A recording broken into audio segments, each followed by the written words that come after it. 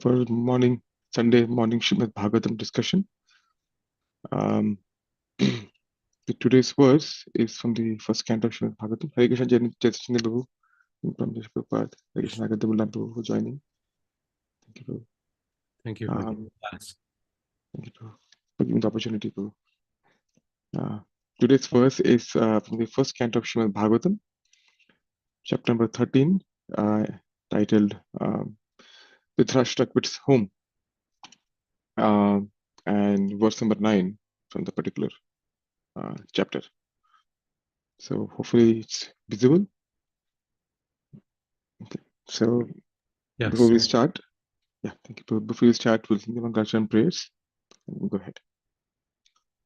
Om Namo Bhagavate Vasudevaya. Om Namo Bhagavate Vasudevaya. Om Namo Bhagavate Vasudevaya. Om Ajnanatimirandasya Jnananjana Shalakaya Chakshur Unmilitam Yena Tasmai Shri Guruve Namaha. Shri Chaitanya Manobhishtam Sthapitam Yena Bhutale Swayam Rupa Kadamayam Tadati Swapadantikam Vandeham Shri Guru Shri Yudapadakamalam Shri Gurun Vaishnavamscha Shri Rupam Sagrajatam Sahagana Raghunathan Tam Sajivam Sadvaitam Savadutam Parijana Sahitam Krishna Chaitanya Devam Shri Radha Krishna Padan Sahagana Lalita Shri Vishakhanvitamscha Nama Vishnu Padaya Krishna Prishtaya Bhutale Srimate Bhakti Vedanta Swamin Mitinamine Namaste Saraswate Deve Gauravani Pracharine Nirvishesha Shunyavadi Paschatya Deshatarine He Krishna Karuna Sindho Deenabandhu Jagatpate Gopesha Gopika Kanta Radha Kanta Namostate तप्त कांचन गौरांगी राधे वृंदावनेश्वरी वृषभानुसुते देवी प्रणमामि हरिप्रिये पांचाकल्पतरुभ्यश्च कृपा सिन्धुभ्य एव च पतितानां पावनेभ्यो वैष्णवेभ्यो नमो नमः जय श्री कृष्ण चैतन्य प्रभु नित्यानंद श्री अद्वैत गदाधर श्रीवासादि गौर भक्त वृंद हरे कृष्णा कृष्ण कृष्णा हरे हरे हरे राम राम राम हरे हरे नारायणं नमस्कृत्य नरं चैव नरोत्तमं देवीं सरस्वतीं व्यासं ततो जयमुदीरयेत् नष्टप्रायेषु भद्रेषु नित्यं भागवत सेवया भगवती उत्तमश्लोके भक्तिर्भवति नैष्ठिकी षण्मथां सुकथा कृष्णा पुण्यश्रवणकीर्तनं हृदयन्तस्थो भद्राणि विदुनोति सुहृत्सदां तत्राश्रं भागवतं की जय श्री प्रभुपाद की जय. Okay, so I'll read the verse. I'll read the verse thrice, and whoever would like to, repeat or recite, please do so after that. Kaya vritya vartitam vash charadbhi kshitimandalam तीर्थानि क्षेत्र मुख्यानि सेवितानि ह भूतले कया वृत्त्या वर्तितं वश चरद्भीक्षितमण्डलं तीर्थानि क्षेत्र मुख्यानि सेवितानि ह भूतले कया वृत्त्या वर्तितं वश चरद्भीक्षितमण्डलं तीर्थानि क्षेत्र मुख्यानि सेवितानि ह भूतले. To recite. Kaya Virtitya Vartitam was Charati Vishati Mandalam Tirthani Kshetra Mukhyan Sevitani Bhutale. Thank you so much. Thank you. Kaya Vritya Vrititam Vas Charabhedi Shiti Mandalam Tirtani Kshetra Mukhyani Sevatani Iha Bhutale. Thank you. Thank you so much, Prabhu. Okay, we'll go ahead with the synonyms. Kaya, by which. Vritya means. Vartitam, maintain your livelihood. Bha, your good self. Charadbhi, while traveling. Shiti Mandalam, on the surface of the earth. Tirthani, places of pilgrimage. Kshetra Mukhyani, the principal holy places. Sevitani, served by you. Iha, in this world. Bhutale, on this planet. Translation and by His divine grace. Abhay Aravinda Bhakti Vedanta Swami Srila Prabhupada ki jai. Translation: while traveling on the surface of the earth, how did you maintain your livelihood? At which holy places and pilgrimage sites did you render service? Purport: Vidura went out from the palace to detach himself from household affairs, especially political intrigues. As referred to herein before, he was practically insulted by Duryodhana's calling him a son of a Shudrani, although it was not out of place to talk loosely in the case of one's grandmother. Vidura's mother, although a Shudrani, was the grandmother of Duryodhana, and funny talks are sometimes allowed between grandmother and grandchildren. But because the remark was an actual fact, it was unpalatable talk to Vidura, and it was accepted as a direct insult. He therefore decided to quit his paternal house and prepare for the renounced order of life.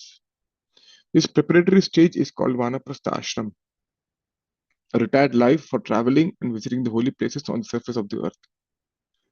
In the holy places of India, like Vrindavan, Haridwar, Jagannath Puri, and Prayag, there are many great devotees, and there are still free kitchen houses for persons who desire to advance spiritually. Maharaj Yudhishthir was inquisitive to learn whether Vidura maintained himself by the mercy of the free kitchen houses, Chhatras. Okay. Read the verse once again and translation. Kaya vritya vartitam vascharad bhikshita mandalam tirthani kshetra mukhyani sevitani bhutale. While traveling on the surface of the earth, how did you maintain your livelihood? At which holy places and pilgrimage sites did you render service? Jai. So look at the Anvaya. Anvaya is how the word is formed. It is charadbhi. Charadbhi means charan, walking. Right? Charadbhi, where? It's a Kshiti Mandalam. Kshiti Mandalam means on the surface of the earth. Walking on the surface of the earth. Kaya vritya vartitam. Vartitam means maintaining. So kaya vritya means money, usually money or means.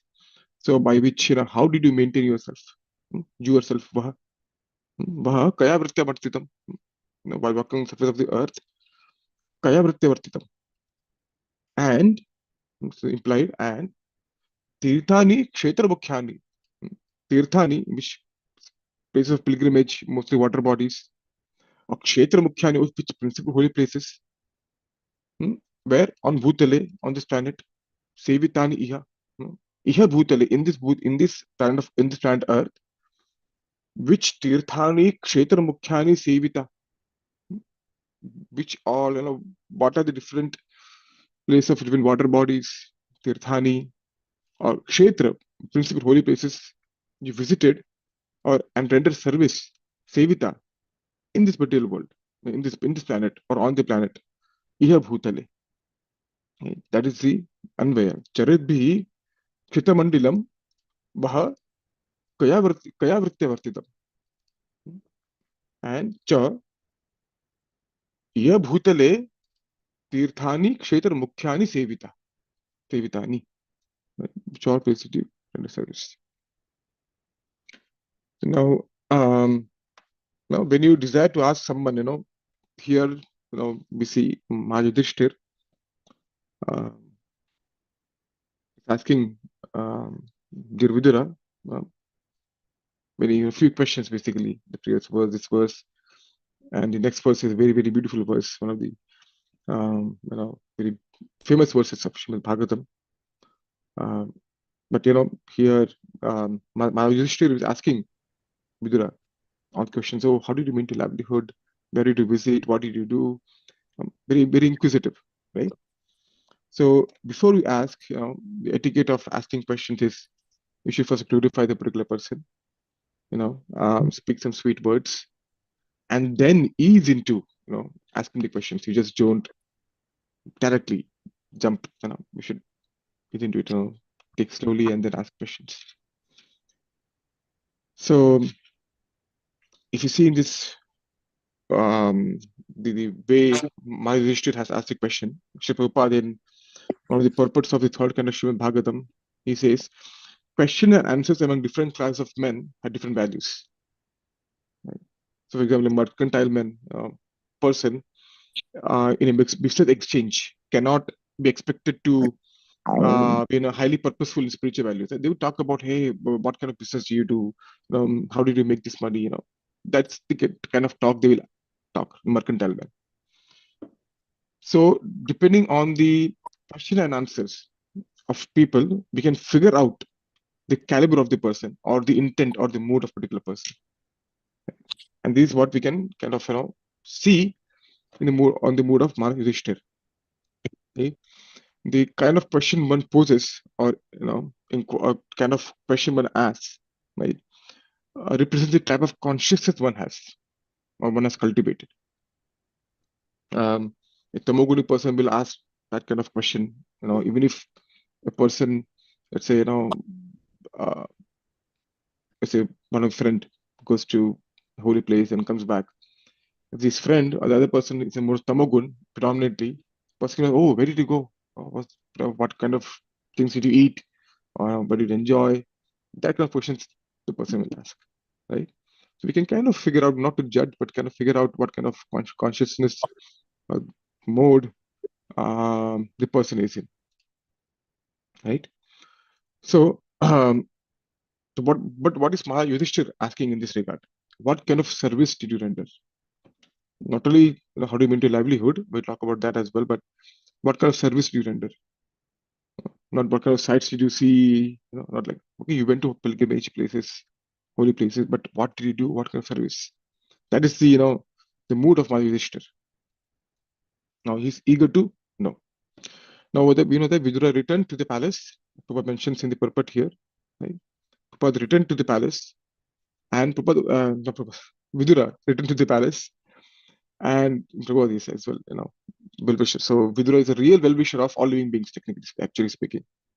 He exemplified the teachings of Bhagavad Gita, in the sense that he had no friends or enemies. In the sense, it's not he's not partial. He's equal to everyone. He loved, he cared everyone because he knew that all living beings are part and parcel of the Supreme Lord. So he was extremely selfless, being not attached or no friends or well-wishers. He was reciprocal. That's not partial. He was reciprocal, right? So in spite of being abused left, right, center, especially because of his birth, he was still well-wisher of everyone, especially Dhritarashtra and Duryodhan and his brothers. Even after being abused so much, right? So even then, he did not give up on Dhritarashtra. He could have just said, I'm done with you. That's it. But Vidura being such kind-hearted, compassionate person, So in this today's talk, we'll try to talk about the qualities of Vidura, and also from the which is seen from this particular verse, and also few aspects of going to Dham, the mood with one should go to Dham, what would one should not go to Dham, all those aspects. So, and many times when risking his own life, Vidura helped the Pandavas. He gave counsel to Dhritarashtra, knowing that a serpent, a vicious, envious serpent like Duryodhan still is lurking around, but still he gave counsel to Dhritarashtra. What did Dhritarashtra even give counsel to, or he should talk to Duryodhan, even though he knows that Duryodhan is kind of exact opposite, 180 degree. He doesn't like, he hates Vidura, but still because of his compassionate heart, because being not envious, he used to give counsel to each and every one. So this position of neutrality is still a transcendental position. Shantaras is still a transcendental position. This position of neutrality is extremely rare to find. It's very, very difficult. And this can only be executed or performed when one has no material desires. There's no ulterior motives, no false ego. Only then this can be realistically or actually performed, executed. So even Maharaj is the same thing. Right? Yudhishthira Maharaj is called as Ajatashatru, but basically one who has no enemies, because even he was equal to everyone, and we can see um, from the further verses of this particular chapter itself, Even after Dhritarashtra did everything, not directly, but by the instigation of Duryodhan, he was kind of, um, just a standby spectator of all the injustice being happened, which happened to the Pandavas. Even after doing so many terrible atrocities, still Maharaj Yudhishthir gives such an exalted, very high position, you know, to Dhritarashtra, taking care of him just like a father, even after undergoing so much after the Mahabharata war. This shows the caliber of Maharaj Yudhishthir. He doesn't see anyone as the enemies, right? So, even after, as I mentioned, even after undergoing so many abuses, mm, bad words being thrown at him, he was still a genuine, loving well-wisher of Dhritarashtra, right? His blind elder brother. So Parikshit Maharaj, in this connection, Parikshit Maharaj actually addresses Vidura in third canto of Bhagavatam as Amalatmanaha. Mala means impurities. Amala means clean, pure, saintly, right? Srimad Bhagavatam is called as Amala Puran. Puran which has no tinge of that, is extremely clean, extremely pure.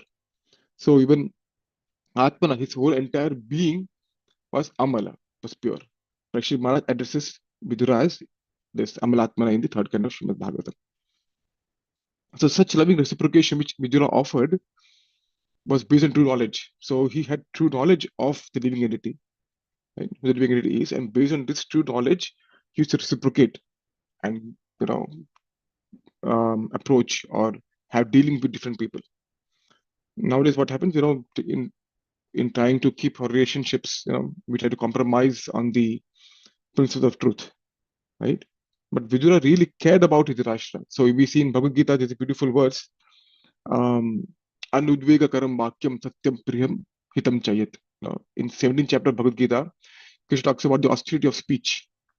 How should one's speech be? Right? One should be anudvega, actually speaking. The speech should not be agitating to others. It should be satyam, should be truthful. It should be beneficial, hitam. Right? So many different characteristics of speech are given by Sri Krishna. But then, if you would see, Vidura actually is going to speak such harsh words to Dhritarashtra. Very, very harsh words. Some of the thing is, you have been blind from your very birth, and recently you have become hard of hearing. Your memory is shortened, your intelligence is disturbed, your teeth are loose, your liver is defective, and you're coughing up mucus. Alas, how powerful are the hopes of a living being to continue this life. Verily, you are living just like a household dog, and you're eating the remnants of food given by Bhima. Oh, such strong words. Just imagine, just picturize, visualize that you're just standing and just saying this with Dhritarashtra. Right? Such powerful words. Right? But still, Vidura, although exemplified the teaching of Bhagavad Gita, he still spoke such harsh words to Dhritarashtra, which is actually agitating, which can be agitating. Just truthful, which is very agitating. Right? But Vidura knew that Dhritarashtra would be destroyed, utterly destroyed, if he didn't do anything. It's now or never. This is the time I have to do something now, or it's going to be, absolutely terrible, horrible future for Dhritarashtra. So why did Vidura say such things in spite of knowing that one should not, in Niti Shastra also it says one should not speak in a very harsh way. But then why did Vidura speak in such a harsh tone? So this is called the culture of communication. So sometimes people say, we should communicate, we should be a strategy, or we should do like this. One of the very common strategy of communication is plus minus plus. It means if you have to give some feedback to someone, it says it should be that you glorify. We should praise what good things the person did, then give feedback, and again end with something praising, something of praiseworthy things. Plus minus plus. Right? That is a good strategy. But actual culture of communication should be based on the genuine expression of love. What I mean is, my mother, my parents, my mother especially, she used to give me feedback, but she never followed this plus minus plus formula. or praising, then feedback, the basic. No, that kind of formula is not that is not expressed by my mother. She just went right to the point and spoke it. But then most of the times, of course, but most of the times I did not take offense, even though she spoke directly and gave critical feedback on many things. Why? Because I was completely confident that she is my genuine well-wisher. Right? So Vidura's culture of communication was that it was a natural, spontaneous expression of love, of attitude within him towards Dhritarashtra. Right? Natural, spontaneous. There's no strategy involved. It's actually genuinely caring. Right? And even Dhritarashtra knew that. That is why he sought counsel of Dhritarashtra just before the war. He asked Vidura, can come, can give me the counsel. He knew, and we'll see some few excerpts from the commentary of Srimad Bhagavatam of how really was taking to heart the feedback or the counsel of Vidura. So we'll see from the commentary of Shri Vishwanath Chakravarti Thakur. I'll just read it out. Even the third canto of Srimad Bhagavatam, the very first verse, no, the very first chapter, and um, um,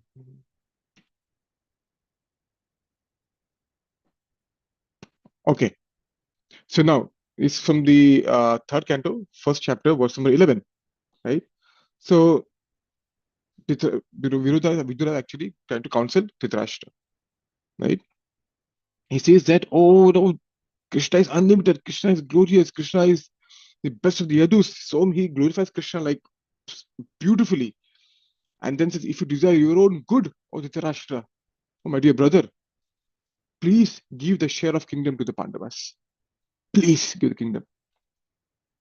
So now Dhritarashtra then talks about, but my son Duryodhana will oppose this. So yeah, that means he actually, okay, it makes sense, but then my son will oppose this. So Vidura speaks in response to this, your son is fault personified. He is a result of your sins committed for 10 million lifetimes. He is fault personified. Right? Please do not entertain. He has entered your mind and intelligence. Right? Give up. So he's after hearing so much, Dhritarashtra says, okay, so what is the solution? What do I do? Again, it shows his receptivity to Vidura's instruction. So what is the solution? Vidura says, give up Duryodhan. It's better to give up one person of the family to save and benefit the whole family. Give up. Dhritarashtra asks, but it will be a black spot if I just abandon my son, my child. It's fine. Just give one person in the family because if you don't caring for one person in the family will lead to destruction of the entire dynasty, entire family. Please do not do that. So we can see how accepting Dhritarashtra was of Vidura's counsel. And while saying this, Duryodhan was there along with Karna, Dushasan, and Shakuni. And then we know the rest. That's just history, right? So Dhritarashtra was actually, he accepted, but because of his blind love, affection for his son, he could not proceed further. But he actually accepted Vidura as genuine well-wisher of him. So that was how compassionate a person was. Right? Even though he was hated, Duryodhana said that, oh, he's like eating our food, but working for the spies, working for the enemies. Such a terrible accusation, right? But then, even then, he used to keep coming back in the counsel to his friend and to his brother, to Duryodhana, everyone, right? And Duryodhana was a smooth talker. Just imagine canvassing people from all over the world, kings of all over the world, to fight against Arjuna and Krishna. He gathered 11 Akshavani Senas. Pandavas had 7. He was a smooth talker. You just imagine, what all harsh speech must have come from Duryodhana's mouth in Srimad Bhagavatam we can see. such an envious person. But Vidura, as I mentioned, being in the transcendental position of neutrality, having no friends or enemies, in Bhagavad Gita, chapter number 6, Krishna says, Hitatmana prashantasya paramatma samahita thitoshna sukha dukkeshu tata manapamanayo. For one who has conquered the mind, the super soul is already reached, for he has attained tranquility. Such a man, happiness and distress, heat and cold, honor and dishonor are the same. Right? Similar thing mentioned in the 12th chapter, 18 and 19th verse, 14th chapter also. Right? For such a person who has controlled the mind, who is such in transcendental position, honor and dishonor are the same. Krishna says in says Sama, Loshtra, Ashama, Kanchana. Sama means same. What is same? Such a person. Loshtra means pebbles. Ashama means stone. And Kanchana means gold. Right? So for them, they don't see any difference in that sense. So why did Vidura respond? He was in that transcendental position, whether he did not, care for, or he was not disturbed by dishonor and honor. But then we can see he just, Papa says, became insulted. He just turned around, left, and in front of the door, he just kept his bow and just left. That's it. Done. Why did he responded like that? So Chakravarti gives a very nice insight. He says, "Oh, thank you, Duryodhan. Thank you so much. You have blessed me. You have dispelled my suffering completely. Why? Because being driven out of the palace and living in a place such as a holy place, he already had the intent to go to holy place, pilgrimage places, right? Completely detached. What pain can I suffer? Having given up attachment to envious person like you. Thank you so much." He took that as a cue by Krishna himself to start renounce out of to take renounce out of life. This is the point. Krishna is giving indication. So he could see two things. He could see Krishna's Yogamaya Shakti in giving the cue to leave this, detach and go to holy place and think about Krishna. And Krishna's Mahamaya of how it has captured Duryodhan by speaking all this, vile, terrible things. You could see Krishna's both energy working in tandem in this particular scenario. So after after going to so many holy places in third canto in Bhagavatam, we'll see how he goes to different holy places and then go to Prabhas Kshetra and finds that all the Yadus destroyed, everything's gone. And he comes back to the palace. And when Yudhishthira Maharaj comes to know that, oh, Mahatma Vidur is coming, oh, uncle is coming, they ran outside to greet him. That's how much love. And if you see in the previous words, you will find that is, oh, dear uncle, you saved us from so much trouble. He's expressing gratitude towards Vidura. Right? He gave him a sitting place. Maharaj Yudhishthira gave him a sitting place, offered him sweet words, arranged for his bath, give him nice prasadam, give him a seat, and then start inquiring from him. That's the process of welcoming, etiquette of welcoming in the Vedic tradition. Right? So, as you see in this verse, he was not just wondering how did you do spiritual. He was not just inquiring about his spiritual well-being, but also his physical well-being. So, body of a Vaishnava is not to be considered as material, especially if the Vaishnava is fully dedicated to preaching Krishna's glories. Right? It's very important. Why? Because it is through this body that the Acharya, the Uttam Adhikari, or the great Vaishnava, goes to different places, speaks Hari Katha, Krishna Katha. Right? It's through the body, medium of the body. So body is not different. If you see in Bhagavad Gita, Krishna says, Brahma Prana, Brahma Havir. The ingredient used in Yajna, the spoon, the ghee, everything used in Yajna becomes Brahman. Because it is used in the service of the Lord. The body which is used as an instrument used in the service of the Lord becomes spiritual. Right? So, and if you see example Srila Prabhupada, even though his body appeared sickly, it was transcendental because it was through that particular body he went to travel all over the world multiple times To the mouth, he spoke Hari Katha, Krishna Katha, which inspired millions. Right? The body is transcendental. Right?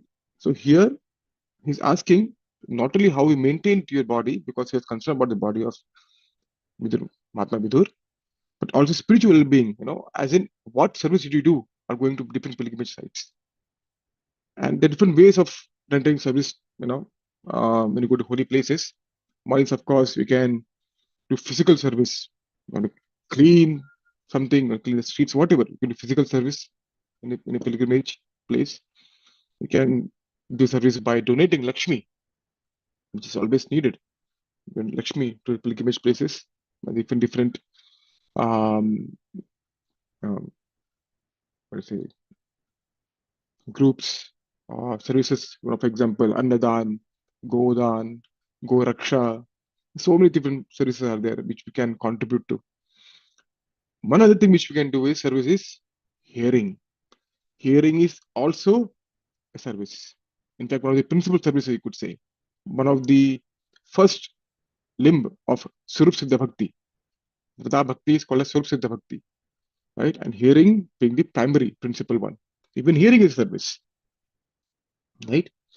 So now we'll dive into something about Dham. Okay, what should be the mood for visiting holy places? What should one do? What should one not do? What should one's mood be? In all different aspects of holy Dham, try to dive deep into it, or try to speak about it or discuss about it. So I'll be quoting different verses and translation. So Sri Prabhupada says in one of the purports, Srimad Bhagavatam, places of pilgrimage are meant for eradicating the sins of the pilgrims, and they're distributed all over the universe. Why? Just to give facility to all concerned for attaining pure existence and God realization. That is the um, reason the pilgrimage places are present all over the universe. Why? It's a facility for attaining pure existence and God realization in the holy place. It's very potent. But Prabhupada says one should not be satisfied, however, merely by visiting the place of pilgrimage and performing one's prescribed duties. As in, we go there, very nice, very nice, very nice. So where all did you go? I went to Radhakund, I went to this, I went to that, I went to this. I touched everything. Someone should not say, we did not go there. No. We're not going to coming, touching each and everything and coming back. That should not be the goal of visiting the holy place. Prabhupada says.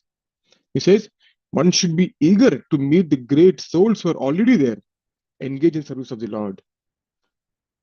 Right? One should be eager to go there and hear from the devotees, not just hear from Uttama, now exalted devotees in the places of pilgrimage, especially from those devotees who have the same mood as you, or the same mood you want to cultivate. Right? We should go to that such devotees and hear from them to inspire oneself. And he says, in each and every place of pilgrimage, the Lord is present in different transcendental forms, in Archamurtis. Right? So, of course, there are across in the land of Bharat Varsha, there are so many such places, and so many such Archamurtis are present everywhere. So, Chaitanya Charitamrita says, Sarvatra Prakasha Tandra Bhakti Sukha Dite Jagat Tera Adharma Nashi Dharma Sthapite. He says, the Lord has distributed himself all over the universe just to give pleasure to the devotees, to give the common man facility to eradicate his sins and establish religious principles in the world. That's why we have so many Archamutis all across Varak Kshetra, this Kshetra, that Kshetra, so many places of pilgrimage are present all over the world with different Archamutis of the Lord. Now, Prabhupada here says that he was by different, Vidura maintained himself by going to different holy places and eating, if you see in the verse, yeah.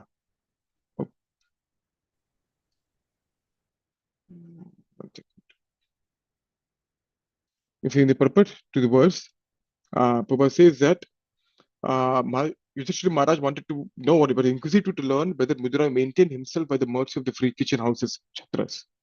So Chakravarti Pada actually gives a glimpse saying that in the third canto of Bhagavatam, he says that Vidura actually maintained himself by begging He used to beg. He used to wear tree bark, mated hair, nothing. Uh, Fully vairagya, full vairagya, fully renounced. Right? So, in comeback, one should hear from sadhus in holy places, especially from those of the same mood or from those devotees whose mood you want to cultivate, basically. Same wavelength, you could say. Right? Now, that is one very important aspect. Now, will just going to the holy place give me Krishna or clean my heart just by visiting the holy place? Is that enough? With that, do the job? So, here, there's a very beautiful verse. I just open the particular verse. It's from the fifth canto of Srimad Bhagavatam, chapter number 8, verse number 11. Oh, sorry, 5, 18, 11, my bad. 5, 18, 11. It's Sangalabdham Nijavira. Yeah. So the verse is by, okay, the translation is a big verse. By associating with persons for whom the Supreme Personality of Godhead, Mukunda, is all in all. This is the associating devotees. One can hear of his powerful activities and soon come to understand them. The activities of Mukunda are so potent that simply by hearing one of them, one immediately associates with the Lord. For a person who constantly and very eagerly hears narrations of the Lord's powerful activities, the absolute truth, the personality of Godhead, in the form of sound vibrations, hearing, enters within his heart and cleanses it of all contamination. On the other hand, although bathing in the Ganges diminishes bodily contaminations and infections, this process and the process of visiting the holy places can cleanse the heart only after a long time. Just by visiting holy place, is it good enough to clean our heart, or give me Krishna? It says no, it will clean our heart after a long time, my dear friend. Therefore, who is the sane man who will not associate with devotees, especially who is serving full dedicatedly in Dham to quickly perfect his life? Who is that? It's a rhetorical question. Just like Srila Rupa Goswami rhetorically asked a question in the 9th verse of Upadeshamrit. Seva Viveki Naka. Who is the same person who will not serve on the banks of Radhakund, Shevendra Radhakund? Who is that person? Basically, everyone should do it. That's what Rupa is saying. So, that is the, if you see here,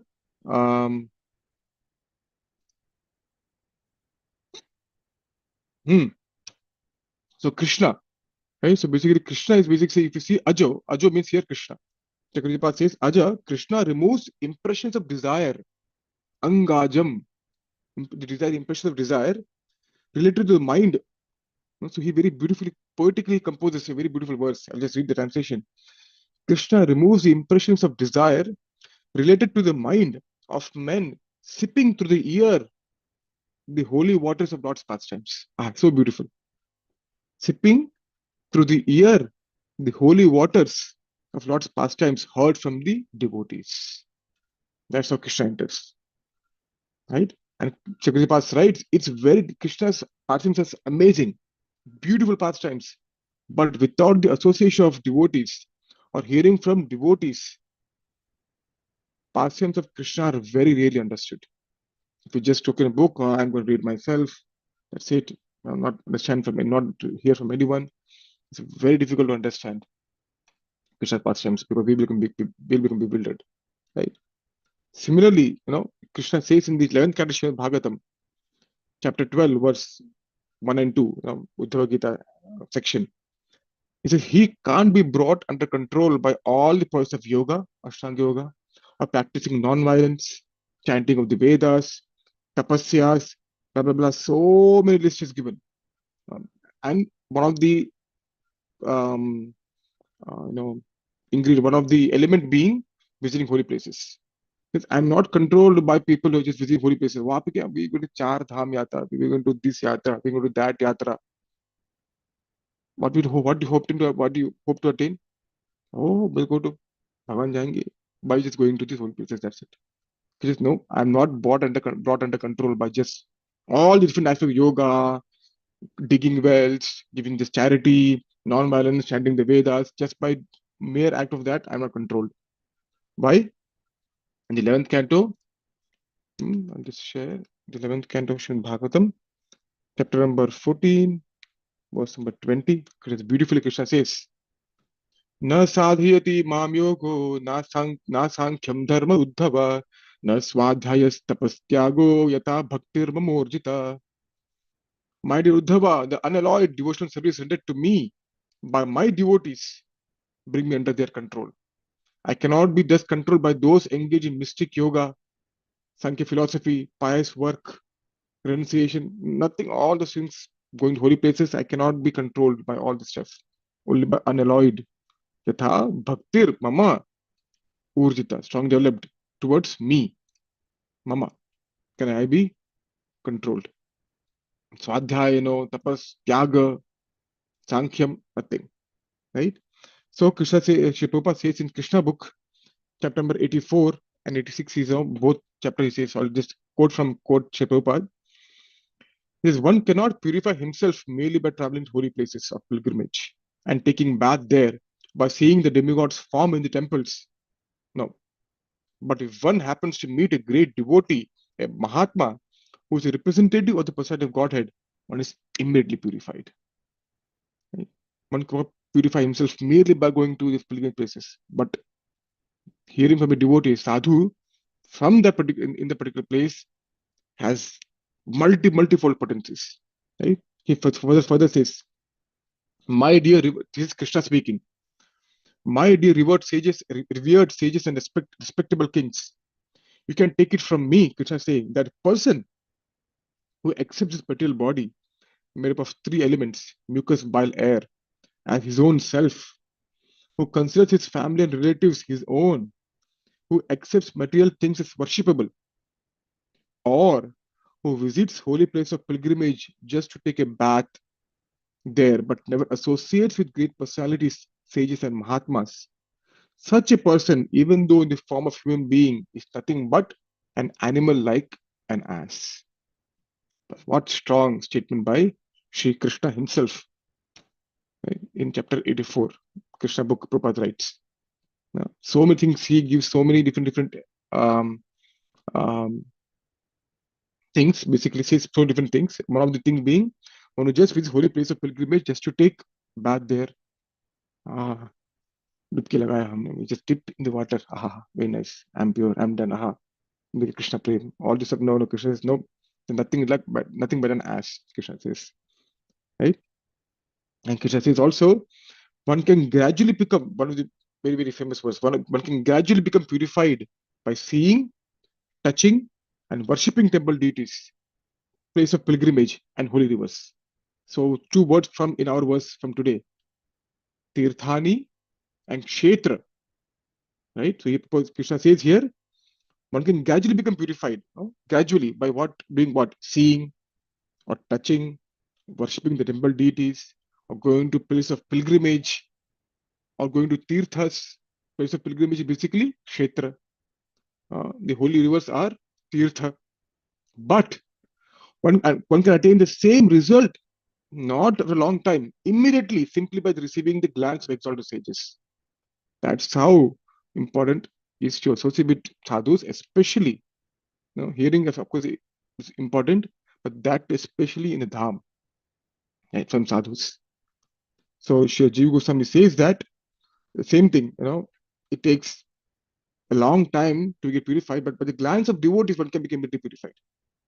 Right? And we know very one famous example of Srila Prabhupada, especially this mentioned elaborate as well. Sri Prabhupada went to Vrindavan when Saraswati Prabhupada, Bhakti Siddhanta Saraswati Thakur, Sri Prabhupada took devotees for yatra in Vrindavan. And it was almost the last day of the yatra, and devotees led by some Nemi Maharaj, I'm sorry, sannyasis. They said, "Oh, we're going to see Lord Sheshashai Vishnu, Sheshashai Vishnu. So those who want to come, please come." At the same time, Keshav Maharaj mentioned that, oh, Prabhupada, Saraswati Thakur Prabhupada is going to Mathura next day morning, and hence he's going to be giving a class today evening. Those who wish to stay can stay, and others can go. So This is in this is conversation between Bhakti Rakshak Sridhar Swami Maharaj and Sri Prabhupada. So Prabhupada is thinking that, oh, what shall I do? What shall I see there by going to Lord, see the deity of Lord Vishnu? What shall I see there? Let me hear Prabhupada speak. Let me hear him. Bhakti Rakshak Sridhar Maharaj says that just doing eye exercise, moving all different temples, just hopping different temples is like eye exercise. He says that. He's this particular word, this phrase. Prabhupada thinks, what shall I go and see them? What shall I see there? Let me hear Prabhupada. And by this attitude, by the time, the Katha's time came, except few devotees, everyone left to see Lord Shishishari. There were very few devotees sitting to hear Sasi Thakur Prabhupada. And Bhakti Siddhanta Sasi Thakur Prabhupada took a note of it and later said, I noted this boy is very eager to hear. I shall accept him. I'm extremely pleased because he wanted to hear. At that time, he made a very famous statement that one should not see Krishna through one's eyes, one should see Krishna through one's ears. That's the time he made a very famous statement. Right? So that is the mood. With which one should go to Dham is to hear. Of course, you can see Vigraha of the deities, but not just to exercise. If possible, if going for 7 days, 5 whatever day, try to hear from sadhu in Dham. Right? So how to not go? What should not be the mood in going to Dham? So I will take this except, or this is a section taken by a second from his Hari Pasha Prabhu's recent lecture. It's beautiful. I just loved it, so I'm just going to share it. This is he says, this is what he says. Bhakti Thakur says, one should not go to Dham in the mood of a tourist. देखने गए, अरे वाह वाह, very nice, very nice. Tick, tick, check. That's not the mood one should go with to Dham.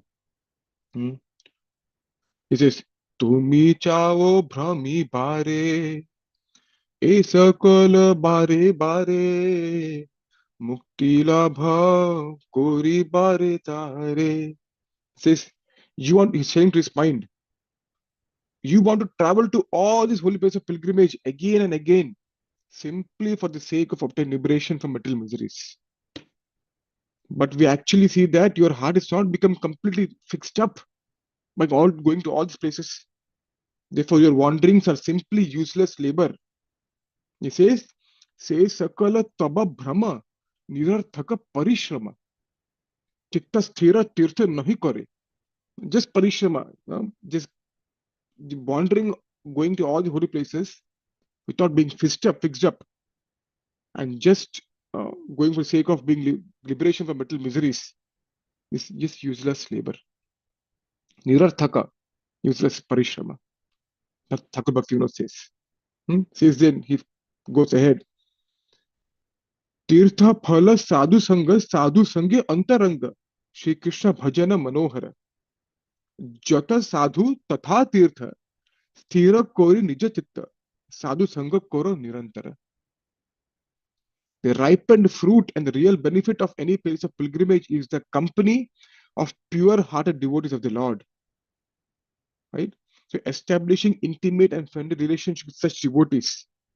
Let your mind be captivated, manohara, by performing the charming worship Shri Krishna Bhajana Manohara in their association. Right? So he says, Jata sadhu tata tirtha. Where there is sadhu, that is a tirtha. And that's why sthira kori nija chitta, steady your mind. Fix up in Krishna consciousness. Sadhu sanga koro nirantara. Continue associate with sadhus, especially by going to Dham. That should be the main motive. Okay? And he says, Jayi tirtha vaishnava nahi, se tirtha nahi jai, tila bhahantiya dura deshe. Jay tirtha vaishnava nahi, there is no Vaishnava. I never go to such places. I don't bother to go to such places. What is the labh going to such different far places of pilgrimage? What is the point of this Vaishnava? especially to hear from. Jathaye Vaishnava Gana, Seyi Sthana Vrindavana, Seyi Sthane Ananda Ashesha. But where there is Vaishnava Gana, there is Vrindavan. And what to speak of sadhu who carry Vrindavan in their heart in Vrindavan, Dham, physical place in Vrindavan. That's double dhamaka, right? That is the best thing to do, right? So, Narottama, I will end with a couple of more verses. Narottama Das Thakur says, Prabhupada quotes this verse many often, right? Tirtha yata parishrama, kevala monera brahma, sarva siddhi govinda charana, sudhrida vishwasa kari, मद मात्सर्य परिहरि सदा करो ananya bhajana. It says aimless tourism to holy places is only an illusion. Tirtha yatra parishrama kevala manera brahma. Just the illusion of the mind. If you go with the aim of going to different holy places in the mood of a tourist. Sarva siddhi govinda charan. All the perfection lies in taking exclusive shelter of Govinda. And that is principal means is by hearing. Sudhida Vishwasa Kori Mada Matsare Parihari. He says, having firm faith in this principle, giving up all envy, intoxication, etc., always perform one pointed Ananya Bhajan. One point bhajan. He says, right? So we should not go with the mood of, as a, the mood of a tourist going to different place of pilgrimage. And I will end with these two verses. This is one of my favorite verses. And I think it fits in this context. I hope so. It says, Arishta Kararandrena Swanam Bhava Saroruham Dhunoti Shamalam Krishna Sarilasya Yatha Sharat. So beautiful words. This Pravishta Karnarandra. Pravishta means entering. Where? Karnarandra. Randra means holes of ears. Karnarandra. Swanam Bhava Saroruham. He's in the bhava, in the lotus of one's heart, or the mood of one's heart. Dasya Sakhya Bhav. Krishna enters and sits on the lotus of one's heart. And what does Krishna do? Dhunoti. Dhunoti means clean. Amalam. Krishna. Krishna, Dhunoti, cleans what? Shamalam. Shamalam means what? All the contamination like lust, anger, greed, hankering, anything in the name of Krishna cleans. And gives example. Shukdev Goswami gives example like what? Salilasya Thasharat. Just like, in the monsoon, the water becomes very muddy, right? Very muddy. But when autumn rains come, fresh water comes in and displaces all the muddy water. And then one way to clean a muddy, if a jug full of muddy water, one way to clean is just keep pouring fresh water. Eventually, all the mud will come out, and only clean water will remain. Similarly, if we use muddy water, autumn rains will fall after monsoon, and all the muddy water will be displaced by clean water. Similarly, this muddy, the heart, the jug-like heart, filled with dirt of lust, anger, greed, when the autumn rain of Krishna's pastimes, of Krishna's Nam, Rupa, Guna, Leela, and fills in continuously, it will displace all the dirt of material and it will have pure Krishna Katha. Think you remember Krishna filled in our heart, jug-like heart. That is what the verse is saying. The potency of hearing. This is verse. So it's not our job of cleaning our, it's the cleaning job of our, the cleaning of our heart. Job of cleaning our heart is not our job. It's Krishna's job. What is our job? To keep the door open. So Krishna can enter. Right? So our job is to keep the door of our ears open so that Krishna can enter the ear holes of ear holes and enter the heart, and Krishna will start cleaning. One very nice way to understand is if you have a friend, right? If you are cleaning your house and your sort of friend comes in the house and says, You open the house and say, oh, sorry, I'm just cleaning my house, so everything is in a mess. The friend may say, oh, no, it's fine. Every house is like this. Yeah, it's fine, no problem. Close the house, close the door. The friend, after the friend goes, the friend will do prachar. That person's house, yeah, so dirty. Yeah, the person doesn't clean the house or what? Spread all rumors or bad things. But someone knocks on the door, you open the door, and your best friend stands in front of you, right? And you say, hey, sorry, it's all dirty. And the best friend will say, you didn't tell me.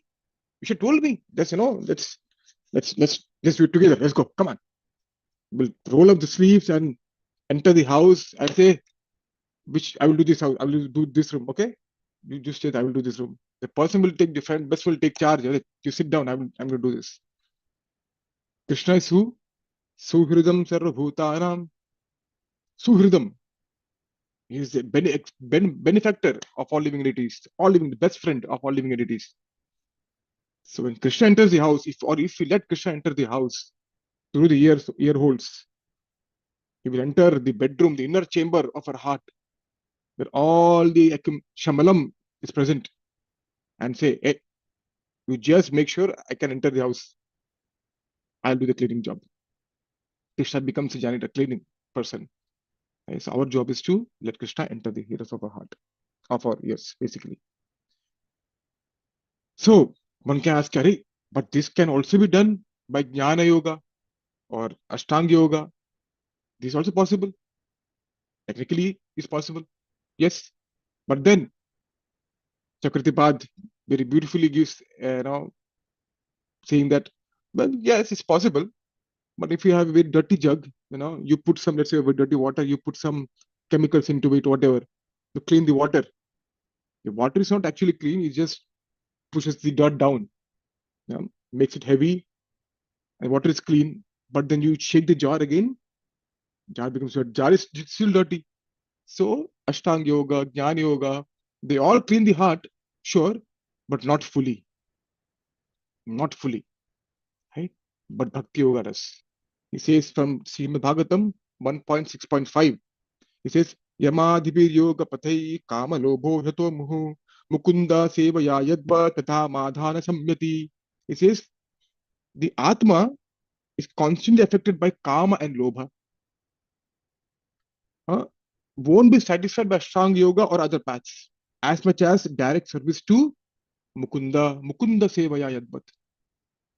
Right? They all can clean, but the potency of their cleaning to clean the jug of a heart is not as much as direct service to Mukunda. And one of the direct service, as we mentioned, very first starting of the session, what service did you render? Service includes hearing. This hearing is one of the most potent ways of bhakti and service to Krishna. Right? So we'll come back to the verse once again and finish that. Okay. Kaya vritya vartitam vascharad bhikshita mandalam tirthani kshetra mukhyani sevitani bhutale. While traveling on the surface of the earth, how did you maintain your livelihood, physical well-being? Also, at which holy place of pilgrimage sites you render service, spiritual well-being? This is how Madhurishthir inquired from Mahatma Vidur, and we discussed his quality of compassion, quality of being neutral, as in no enemies, no friends, seeing everyone equally, and being considered Dhritarashtra, being extremely genuine well-wisher of Dhritarashtra.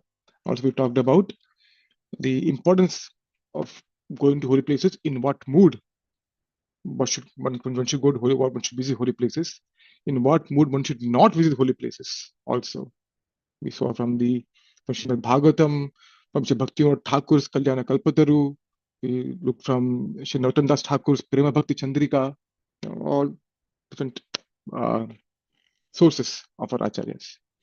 So thank you so much for a kind attention and patience. At this 9:03. Forgive me for going 3 minutes over time. So hopefully it was some benefit to all the assembled Vaishnavas. If it all good, anything good came out of it, if you could find any good points, it's all the mercy of Guru Maharaj and Srila Prabhupada. And if there are any mistakes, no, if not, sorry, there are mistakes, and please forgive me, and kindly offer your corrections and feedback, you could say. That's any plus, minus, plus, direct minus. Please do that. Thank you so much. All Shri Prabhupada ki jai, Srimad Bhagavatam ki jai. Hare Krishna. Narottama Das Prabhu ki jai. Shri Prabhupada ki jai. Thank you very much, Prabhu. Thank you, Prabhu. Very, very, very nice session. You could experience your absorption on the topic and your very clear and very organized presentation and how you explored the various aspects of the verse.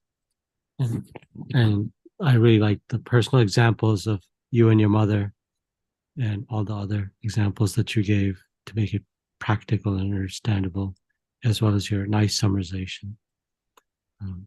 Thank you. Thanks so much. Thank you. Thank you for sharing your absorption in the Shastra and in particular this verse, and your appreciation of devotees. Thank you. So I'm sure there are reflections and questions or comments. So please go ahead and share.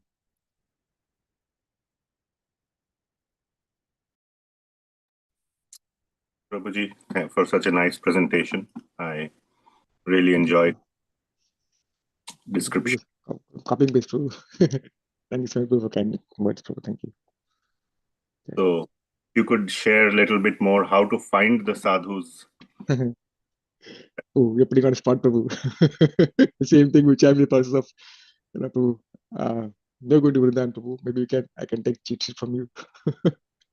So, Prabhu, as I'm just repeat what Prabhu mentioned, Prabhu.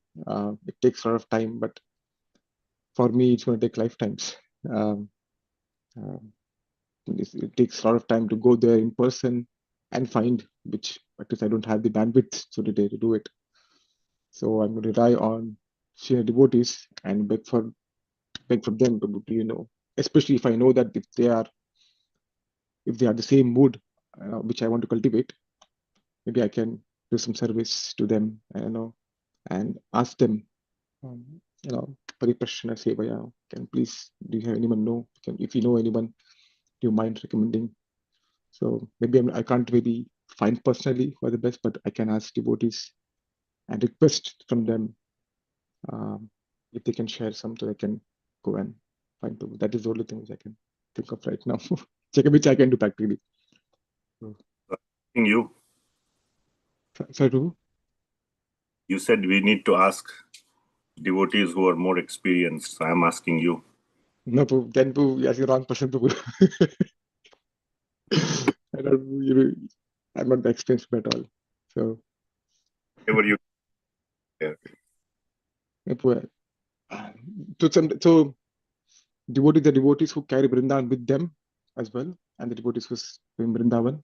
So especially if you're going to Vrindavan, we can go find. Maybe multiple times you have to go and find. But I know the devotees who carry Vrindavan with them all over the place, and I have to hear from them. At least while I'm being here, and I know that they are fully Vrindavan by the way they talk, by the way they basically the entire being reeks or not reeks, exhibits Vrindavan from just starts coming out from the mouth, everything. So I try to hear such devotees. So one of them, which I understand, is His Amrendra Prabhu. So I just love hearing to him, especially Vrajakatha. So I try to absorb myself in his until I get the time to be reside in Vrindavan or go to Vrindavan multiple times and seek out such Vaishnavas. So hopefully that helps. Can you forgive me if it doesn't do? Thank you. I will. Thank you, Prabhu. Just pull out the yellow pages when you get to Vrindavan and look at sadhu, where to find. Yeah, I'll be there. I'm sure they have. Other questions or comments? Please share your copy of the yellow pages. I'll require a big donation. Anybody else? Next question.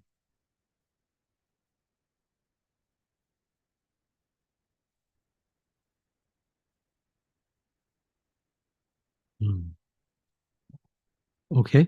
Thank you, Guru. I think, we ended at this point, so please come for Sunday feast at 11:30.